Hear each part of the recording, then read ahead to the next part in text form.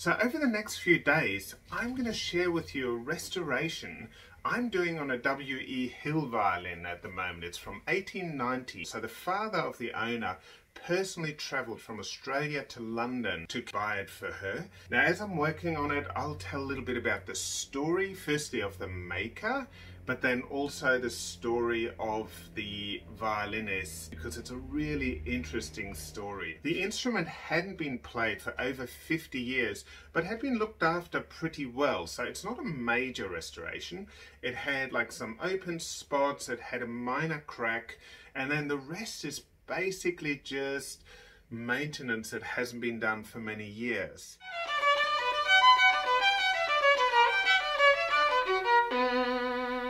Hey, back again. It's another day and I'm going to do some more work on the Hill violin. So I've done some extra cleaning, so it's starting to actually look a bit better. It's a difficult process and uses some solvents and things, so hard to kind of chat to you guys and work at the same time, but we're getting much closer now with where it should be. It probably needs to get a tiny bit more off. There's a little bit of dark buildup, but I have to just make sure that that wasn't by design, because some makers actually add a bit of dark, like some dark patches to make instruments look older. So want to make sure I get that right. So I'm just going to do a quick thing today. So that'll be, I've got this crack to glue here. And then there's also, there was some open patches on the instrument, so I'll take care of them at the same time. So I'm just going to check. So what I do when there's open patches on the instrument, I actually, I tend to just make sure I kind of slip a knife in there. You can hear that cracking noise. So basically this is super loose, this top plate, and it's just opening up to about here. So this whole area was loose, so that's the area I'll be gluing, and when I finish up afterwards I'll also be restoring the varnish in those patches again. Okay, so let's just check around here. So that's the hand patch. That's an area that traditionally opens up, and yes, it sure, whoa, watch this, that is, the back is literally open up till here. But that was all loose. But you couldn't tell, it was only slightly loose, so you couldn't actually tell that it was off. But after a while you kind of get a feeling. So when I rub my fingers along here, there's a very distinct change in sound that I pick up. It's just something you learn over the years. Some people do it by knocking the plates, but you don't pick up the subtle sounds that the plate makes when it's not glued. So it's just the glue could be very slightly loose and not fully holding. Okay, so there's another patch here. Check this out. Whoa. Okay, so we found 1, 2, 3 open patches so far. This corner here is slightly loose. Oh, this corner's totally loose anyway. Okay, so first I'm going to glue this crack here.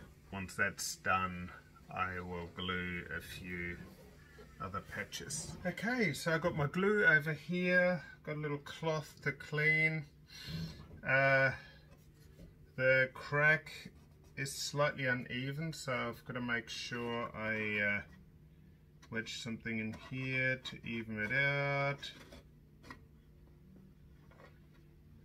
So it's going to be the only slightly tricky thing.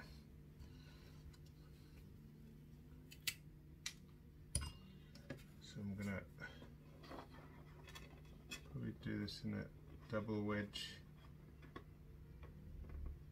just to make sure that this can come up. Alright, here we go.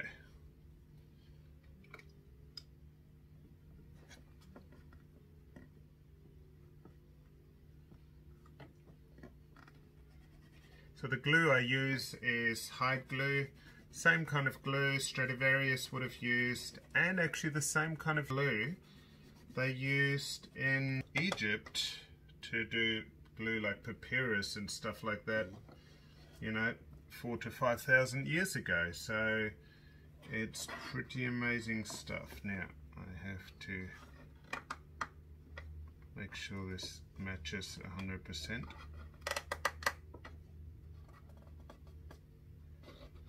Okay, I'm happy with this, so I'm just gonna put this wedge in just to make sure that this stays level. Okay, so I got the crack glued and some extra support in there, so the crack is just here. Oh, I don't know if you can see anything. Yeah, there you go. Alrighty, now I have all these open areas to glue, so I'll just get my clamps ready. I'm still here, just getting clamps. There we go, 4 clamps, 3 clamps, I can't count. Alright, so I'll do this area first, this area on the top plate. And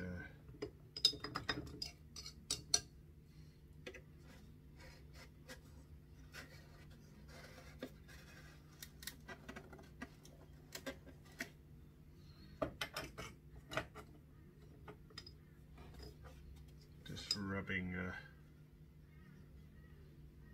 making sure there's plenty of glue in the corners here. Perfect. So basically rub glue into the join between the top plate and the ribs, and then I use my trusty clamps. I made these clamps 34 years ago and they still work beautifully. I actually tried modifying them the other day and I gave up. They just work so well like this. It's perfect. Okay, now next spot just here.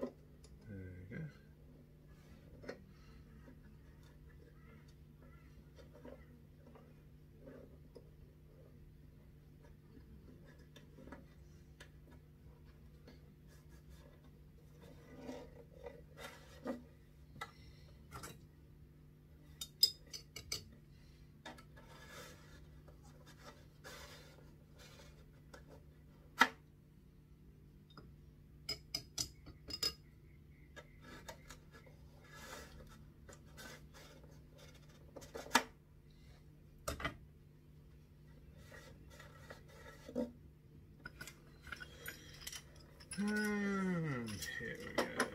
That one.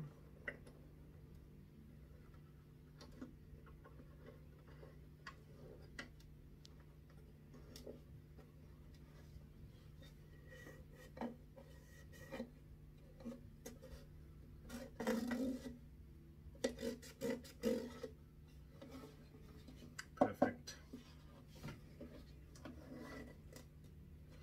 And there's one little corner left down here.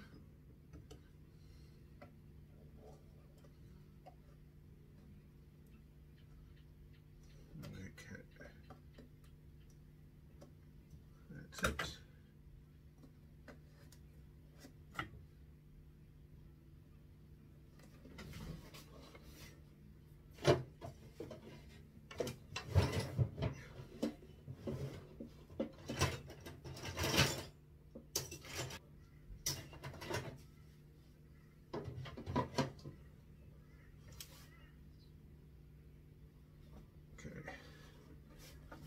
Going to put a simple clamp on here.